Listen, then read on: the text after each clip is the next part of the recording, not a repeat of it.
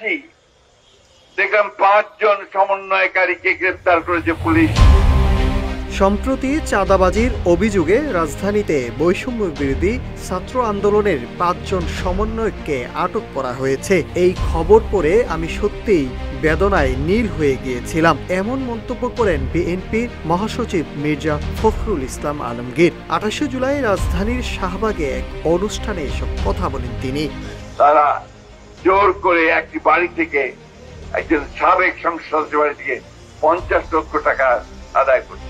গোটা বাংলাদেশ তরুণদের দিকে তাকিয়ে আছে বলে মির্জা ফখরুল বলেন, এত তাড়াতাড়ি যদি এসব ঘটে তবে ভবিষ্যৎ কি? হাসিনা সরকারের পতনের পর এই তরুণদের দিকে তাকিয়ে আছে গোটা দেশ, কিন্তু দুঃখজনক জোর গলায় বলতে পারছি না যে এই দেশ নতুন করে গড়ে উঠবে। দেশে এমন অবস্থা তৈরি করা হচ্ছে যাতে ফ্যাসিস্টদের নতুন করে সুযোগ তৈরি করে দিতে পারে। এই প্রক্রিয়ায় গণতন্ত্র, স্বাধীনতা ও নতুন ভবিষ্যতের জন্য মারাত্মক হুমকি।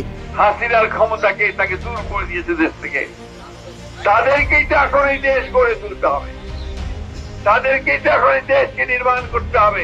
সংস্কার ইস্যুতে বিএনপি সব ধরনের সহযোগিতা করছে জানিয়ে তিনি বলেন, সংস্কারের বিষয়ে সরকারের কোনো দৃশ্যমান অগ্রগতি দেখা যাচ্ছে না। তবে যতই চাপ তৈরি করে বিএনপিকে বেকায়দায় ফেলার চেষ্টা করা হোক না কেন, দেশের মানুষ জানে কিভাবে লড়াই করতে হয়। দেশের মানুষ লড়াই করে দেশকে মুক্ত করেছেন। তারেক রহমান আজ সেই চেষ্টাই করছেন কিভাবে একটি নতুন বাংলাদেশ গড়ে তোলা যায়।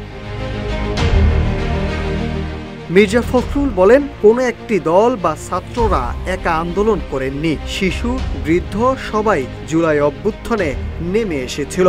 সবার অংশগ্রহণে স্বৈরাচারের বিদায় সম্ভব হয়েছে। সত্যিকার অর্থে দেশকে পরিবর্তন ও নতুন বাংলাদেশ গড়তে চাইলে রিকশা চালক, ভ্যান চালক, শ্রমিক, কৃষকদের এই সাধারণ মানুষের মতামতকে গুরুত্ব দিতে হবে। তিনি আরো বলেন, 24 সালের জুলাই মাসে আমাদের দলের নেতাকর্মীদের গুম, হত্যা, গ্রেপ্তার করা হয়েছে। ডিবি অফিসে নিয়ে জুলুম ও নির্যাতন করা হয়েছে। জুলাই আন্দোলনে যুবদলের শহীদ 79 জন, ছাত্রদলের শহীদ 142 জন কর্মী। যার যেমন অবদান আছে তাকে তার সম্মান দিতে হবে। সাদাকে সাদা, কালোকে কালো বলতে হবে। 15 বছরে ফ্যাসিস্ট হাসিনার বিরুদ্ধে আমাদের দলের নেতাকর্মীরাই লড়াই করেছে। Nahid Hasan, news desk, Ittefaq.